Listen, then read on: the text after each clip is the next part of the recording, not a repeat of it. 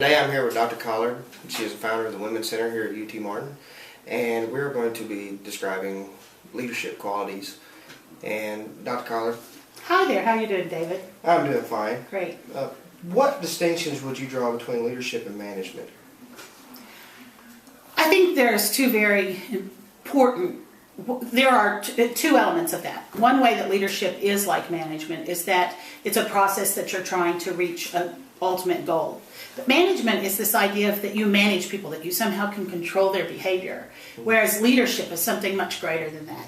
It's the idea that you can inspire someone to go from here to there, and it be their desire to go there, because you educate them, you offer them the opportunity to succeed, and you just ultimately say, together, you and I, and our whole team, if that be it, we're going to go together here and there. And we'll do it best if we all want to do that. Okay. So leading means that we lead from within and move toward a goal, whereas managing it's, you do that, David.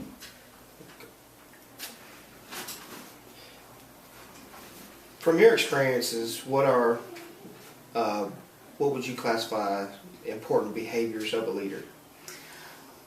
I really believe the most important quality of a leader is understanding that everyone is different and everyone brings unique opportunities to the table. And you exploit and develop those qualities that are the strengths of the person while building their challenge areas.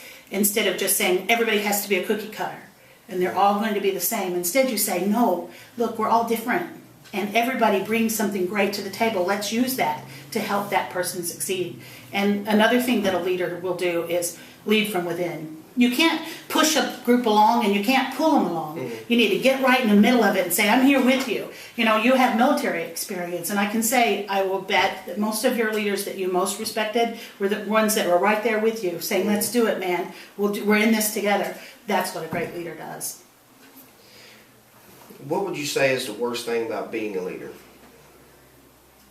I think the most difficult or the most challenging element of being a leader is that you face always the possibility that someone is not engaged in the process for whatever reason, and you have to work to motivate that person. Sometimes if you have people who are unwilling to do the work or who don't really care about the process, it's very difficult to inspire them to do that. So I think that's a challenge when you have someone who's apathetic, but it's a challenge that's well overcome. You know, you can overcome it. You just say, okay, I'm going to work differently with this person. I'm going to inspire differently. So that's a great challenge, I think. And that for me is the most difficult challenge, is that how do you get someone to really reach their maximum potential? I can definitely see that. And to close out our interview, what kind of role models would you say you have for leadership? I've had some excellent role models, and my historical role model is Eleanor Roosevelt. I think she's absolutely was a fantastic leader. She led in many ways, along with her husband while he was president and afterwards. She was just an extraordinary person in history, a wonderful leader. But personally, I've had some great leaders, and one was a friend of mine who probably has inspired me to do the work with the Women's Center ultimately. She died recently of pancreatic cancer, but she always believed in being in there and working with you and say, come on, let's do this, let's do that, and growing you as a person.